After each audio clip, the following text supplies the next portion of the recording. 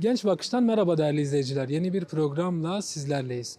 Bu hafta Ahmet'teyiz. Gündemimizde barış ve demokratik toplum süreci olacak. Gençlere hem bu süreci hem de bu süreçten ne beklediklerini soracağız. Programımız başlıyor.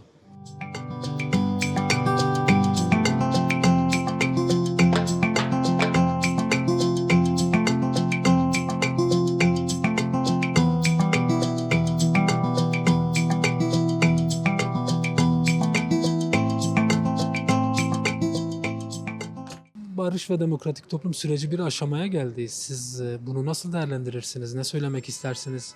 Öncelikle önderliğimizin 27 Şubat PKK'nın feshiyle başlattığı çözüm süreci zemininin tamamen arkasındayız. Çözüm sürecinin gerçekten çok ileri seviyede yol kat ettiğini de görüyoruz. Ama halen Türkiye Cumhuriyeti Devleti'nden gelen yasal bir adımlar yok.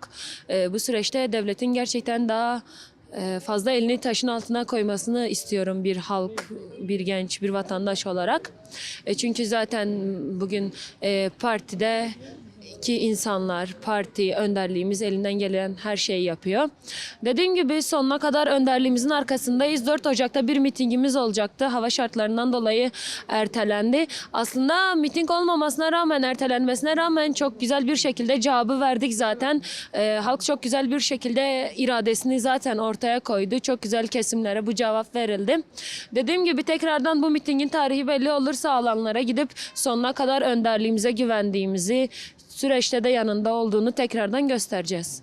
Sürecin kalıcılaşması için devletin nasıl adımlar atması lazım?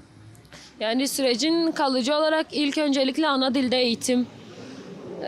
Bence yasaların değişmesi de gerekiyor. Çünkü yasal bir düzenleme olmadıktan sonra herhangi bir şeyin olacağını düşünmüyorum. Yani öncelikle zindandaki ağır hasta tutsak arkadaşların bırakılması gerek. Ondan sonra kırsaldaki alan arkadaşların gelmesi gerek. Ondan sonra operasyonların, gözaltıların devam etmemesi gerek. Çünkü halen mesela baktığımız zaman paylaşımlarda geçenlerde Şırnak'ta operasyonla örgüt propagandasından alınan gençleri görüyorum. Yani halen sistemin bu politik yaklaşımları devam ediyor.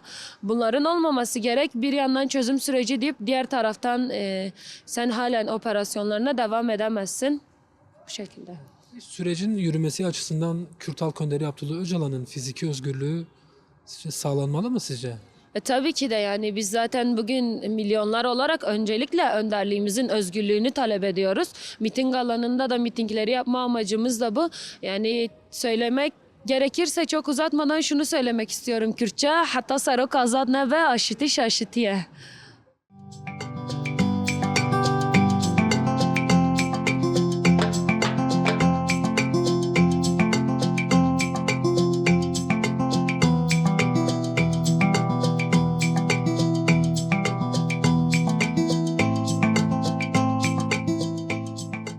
Barış ve demokratik toplum süreci belli bir noktaya geldi. Siz bunu nasıl değerlendirmek istersiniz? Beklentileriniz ne? Ne düşünüyorsunuz? Yani şimdilik beklentilerimiz iyi zaten. Bu ülkede zaten herkes eşittir, eşit de kalacaktır zaten. Çözüm süreci aslında bizim halkımıza göre güzel bir şeydir aslında. Neden? Artık yani iki tarafında artık yıllardır aralarında veren bu savaşın, kanın bitmesi, annelerimizin gözyaşları yeter artık. Yani bir çözüm olmak zorunda artık. Bunun için yani çözüm sürecini destekliyoruz yani şahsen. Her iki taraf da anne evladı. Yani onun için biz barış sürecini istiyoruz beyefendi. Onun için destekliyoruz yani şahsen çözüm sürecini. Size göre devlet tarafının hangi adımları atması lazım sürecin kalıcılaşması için? Devletin hangi adımları atması lazım? Ama şimdilik misal devlet misal nasıl diyeyim? Eskiden yapılan Kürt'e yapılan zulümden dolayı ve Kürt halkının halen de onlara karşı bir baskısı vardır. Buna karşı nasıl diyeyim biraz da artık daha da yapıcı bir hale gelmemiz lazım aslında devlet tarafından da. Misal kayyumlar her sene yapılan bir şey. Kayyumların artık atanmaması lazım. Halkın kendi iradesine göre artık belediyelerini yönetme imkanı olabilir. Yani misal Batman oluyor, Van oluyor, kayyumlar atanıyor. Artık bunların atanmaması lazım. İnsanların seçtiği seçimlere saygı duyması lazım devletin. Ben buna karşı birazcık hafif bir tepkimiz var halk olarak yani kayyumlara karşı. Yasal olarak nasıl düzenlemeler yapılmalı sizce? Yasal olarak düzenlemeler öncelikle barış ve çözüm sürecinde öncelik halk olmasını istiyorum. Öğrenciler olması lazım. Yani öğrenci kardeşlerimizin imkanları bu dönemde çok zorlaşıyor. Çünkü yol ücretidir, yemek ücretidir. Bunlar bayağı kasıyor artık. Yurtların çoğu genelde para oluyor. Çözüm sürecinde sadece iki tarafın birleşip de artık Türkiye'nin halkın nasıl istediğim halkın içinde artık bir birlik olması lazım. İki tarafın artık siyaset alanında silahlar veya uçaklar almak zorunda değiller artık. Nasıl istediğim artık o parayı ülkemiz için kullanmaları bir yandan çok önemli bir şey aslında. Bunu birlik olup ülkemizi de kalkındırmak için çabalayabiliriz misal siyasi açıdan. Bunu istiyoruz yani halk olarak artık silaha veya başka şeye para vermek yerine kendi ülkemizin barış için daha da ABD'den bir farkımız olmayabilir aslında. Birlikte kalkınabiliriz. Birlikte nasıl istediğim. ABD'den bir farkımız yok aslında. Başka ülkelere göre de bir farkımız yok aslında. Birlikte bir olup ülkemizi kalkındırabiliriz. Ekonomimizi düzeltebiliriz. Öğrenci kardeşlerimiz ve Türkiye'nin şu an açlık sınırı diyorlar. Aç yok. Türkiye'de şu an bakınca %10'luk kısmı sokaklarda aç halk var yani. Bu asgari ücret de oluyor. Misal asgari ücrette de nasıl istediğim halkın biraz daha halka daha da biraz önem göstermemiz şart. Artık çözüm sürecini halka olarak odaklanmak lazım. Yani silahla, kanla, kavgayla değil. Bir ülkede eşitlik en önemli şeydir. Eşitliğimizin olması lazım. Size göre Kürt Halk Önderi Abdullah Öcalan'ın rolü ve etkisi nedir bu süreç için? Bu süreçte Abdullah Öcalan'ın rolü ve etkisi nedir? Abdullah Öcalan yıllardır bu isyanlara, bastırılan isyanlara karşı bir Kürt topluluğu yaptırmıştır. Yani zamanında görülen zulümlerden dolayı Abdullah Öcalan böyle bir etkin topluluk kurmuştur. Benim şahsi irade ve düşüncem. Yani zamanında yapılan bu eziyetler ve baskılar olmasa Diyarbakır halkına veya başka halklara, Lazza, Çeçene ve tarzı halklara nasıl söyleyeyim baskı ve zulüm olmasaydı yani bence böyle bir Abdullah Öcalan da böyle bir toplum böyle bir şey yapmazdı örgütlenme sanırsam. Ben böyle düşünüyorum şahsen. Kürt Halk Önderi Abdullah Öcalan'ın fiziki özgürlüğü sağlanmalı mı sizce? Şu an Kürt halkının %60'ı %70'i halen Abdullah Öcalan'ın sözünü dinlediğinden önder olduğu için gördüğü için saygı duyuyoruz yani. Herkesin kendine göre bir stratejisi bir önderliği vardır. Onun özgürlüğü aslında güzel bir şey olabilir yani. Abdullah Öcalan'ın çıkıp bir an önce barış çözüm ve sürecine odaklanması lazım. Artık halkın ezilmesi, kan dökülmesi, annelerin, çocukların artık gözyaşları akıtılmamasını istiyoruz şahsen. Abdullah Öcalan olur veya nasıl size söyleyeyim Selahattin Demirtaş olur. Etken roldeki insanların bir an önce misal siyasetle halkla birlikte artık gerçekten bir barışa girmek zorunda olduklarının farkındayız. Çünkü ülkemiz gün gün geçtikçe ülkemizin durumu kötü oluyor şahsen.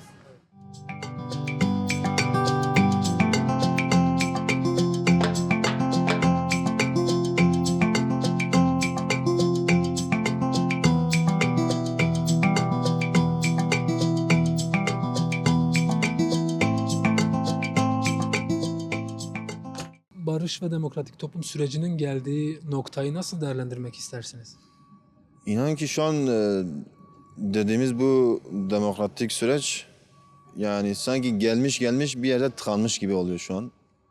İlk başta adımlar atıldı PKK tarafından, olumlu adımlar atıldı. Gerçekten bir barış sistemi vardı. Tabii bunun yanı sıra Sayın Abdullah Öcalan için de bir özgürlük söz konusu oldu. Lakin şu an baktığımızda yani Türkiye devleti, daha doğrusu hükümeti yani herhangi bir olumlu adım atmış diyemeyiz. Perde arkasında ne var ne yok bilemeyiz onu. Hali hazırda görebileceğimiz bir durum yok yani. Bu. Yani şu an adım bekleniyor hükümet tarafından ama halka, kamuya yansıyan bir durum yok. Sizce bu adımların ne olması gerekiyor?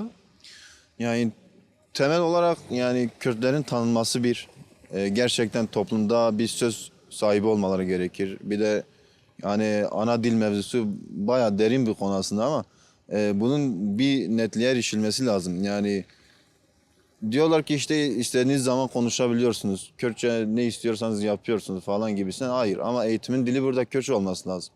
Yani çoğu arkadaşlarımız var mesela üniversitede veyahut lisede Kürtçe eğitim almak istiyorlar. Niye biyoloji dersi Kürtçe olmasın? Niye edebiyat dersi Kürtçe olmasın? Niye matematik Kürtçe olmasın?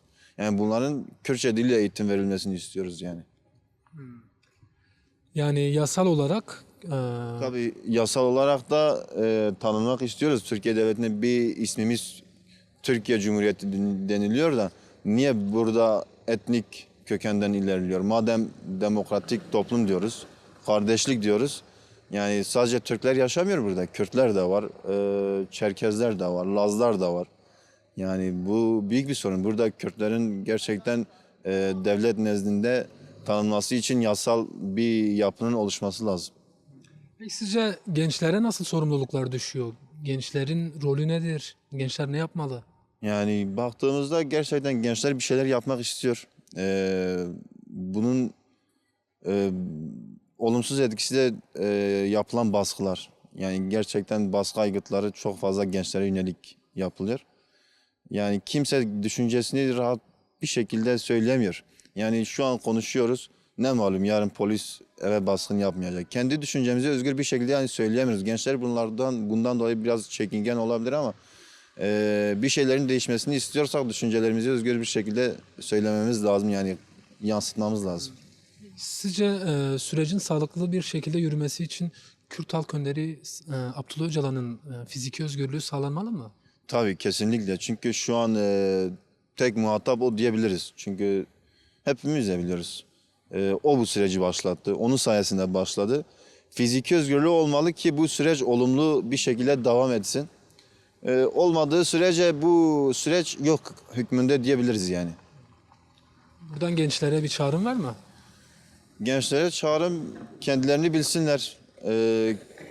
Kürtlüklerine sahip çıksınlar.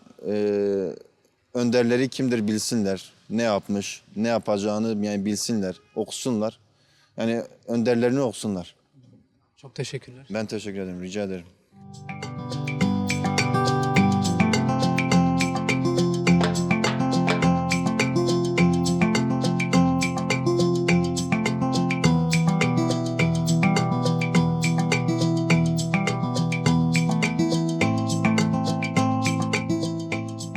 Barış süreci olması için bence yani herkese eşitlik hakkı verilmesi lazım. Eşitlik hakkı da verilirse, Kürt-Türk ayrımcılığı yapılmasa burada bir sorun kalmaz benim için. Bu eşitlik nasıl olur? Yani eşitlik dediğimiz zaman şimdi adalet üzerinde baktığımız zaman Kürt-Türk ayrımcılığı yapılmasa bir eşitlik vardır benim için. Bir sorun yoktur. Yani bugün yani diyecek başka bir şey de bulamıyorum. Hani ayrımcılık yapılmasa ve barış süreci dediğimiz şey barışa herkes yönelirse bugün hiçbir sorun kalmaz. Ama baktığımız zaman barış sorunlarıdır, başka şeylerdir. Hep nasıl desem siyasiye girmek istemiyorum aslında. Siyasi konularda hep farklı şeyler konu alıyor. Bilmem yok şudur, yok budur. Hani konuyu bile orada değiştiriyorlar barış süreci üzerinden. Siyasete girince hani çıkılmaz bir şeydir benim için. Bu sürecin kalıcılaşması için, barışın olması için devletin hangi adımları atması lazım? İlk başta şöyle söyleyeyim, bir sözleşme yapsınlar. Biz bu barış sürecinden hiç çıkmayacağız. Barışta kalacağız ve birbirimizin kalbini kırmadan dimdik ayakta duracağız. Yasal düzenlemeler de buna göre yapılmalı diyorsun. Tabii yasal düzenlemeler yapıp sözleşmeleri kanunen yerine getirmeliler. Gözle görünen bir şey olmalı. Gözle görülmediği zaman hiçbir şey elde edemezsin. Hani sen şimdi bir bahçeye bir tohum atarsın ama su vermeden onun yeşermesini bekleyebilir misin? Bekleyemezsin. Peki sizce Kürt Halk Önderi Abdullah Öcalan'ın süreç için etkisi ve rolü nedir? %100 yani Abdullah Öcalan da şeyi geçiyor, sözü geçer yani Kürtlerde. Çünkü kendini adamış bir insan. Size göre gençlerin nasıl sorumluluklar alması lazım böylesi bir Vallahi süreçte? abi sorumluluk şu şekil sana diyeyim hani bir şeyi üstüne gidersin. Hani barışsa barış, çözümse çözüm. Biz bunu uygularız ama aynı tarafta da karşı taraftan da aynı şeyi bekleriz. Hani her zaman bizden taraf olsunlar. Ya da hani her şeyi bizden beklemesine biraz onlar da çaba göstersin illaki olur yani. Sürecin kalıcılaşması için devlet tarafının adım atması lazım. Aynen. Devlet tarafına adım atması lazım. Her yurttaşın eşit olması lazım. Böyle değil mi sence? Budur abi. Türkiye'de bir süreç başladı. Bu sürecin geldiği aşamayı nasıl değerlendirmek istersiniz? Ben gayet olumlu karşılıyorum. Bence kesinlikle doğru bir süreç. barış olması gerekiyor zaten. En başından beri olması gerekiyordu. Umarım güzel bir şekilde ilerler. En kısa sürede siyasiler çıkar. Böyle düşünüyorum. Bu sürecin kalıcılaşması için nasıl adımlar atılması gerekiyor size göre? Öncelikle Kürtlere eşit davranılması gerekiyor. Kendi dilimizde konuşmamızı isterdim yani. Onun dışında Kürtler ve Türkler eşit olursa bence hiçbir problem çıkmaz diye düşünüyorum. Barış içinde yaşayabiliriz. Öyle düşünüyorum. Barış önemli diyorsunuz. Evet, barış önemli. İnşallah da olur. Peki bu somut adımları biraz açabilir miyiz yani? Devletin nasıl somut adımlar atması gerekiyor? Yani bu adımlardan, bu adımlar işte şu olmalı diyebileceğiniz bir örnek var mı? Yani mesela okullarda Kürtçe de öğretilmeli en başta. İlk büyük bir adım olabilir bizim için. Çünkü kendi dilimizi yasalaştırırlarsa biz de bu ülke için yabancı olmayız. Kendi ülkemiz gibi hissederiz bence.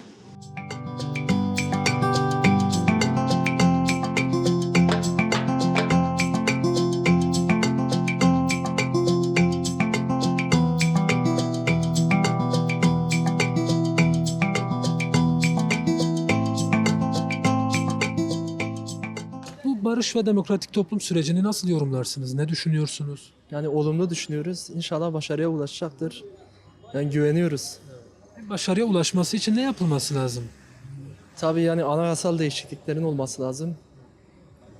Ana dil ve diğer hani yargının biraz daha adil olması lazım.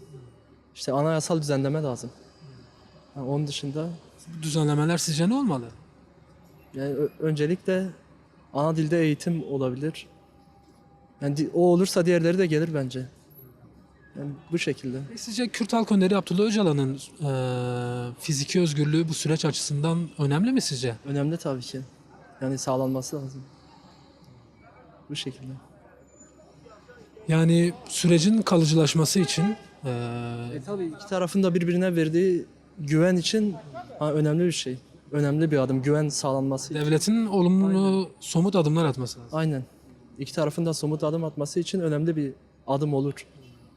Peki gençlere size göre nasıl sorumluluklar düşüyor? Gençlerin ne yapması lazım bu süreçte? Tabii ki sahiplenmeli.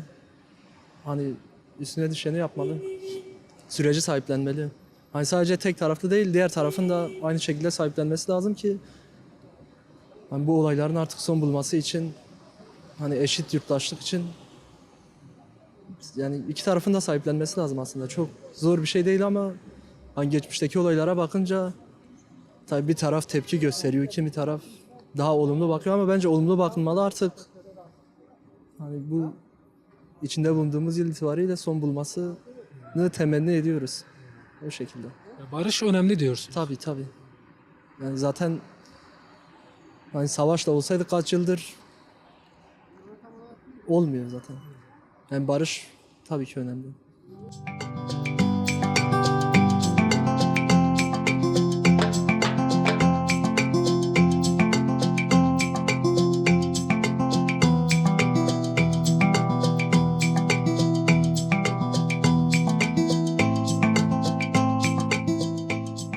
Genç Bakış programının sonuna geldik. Gündemimizde barış ve demokratik toplum süreci vardı.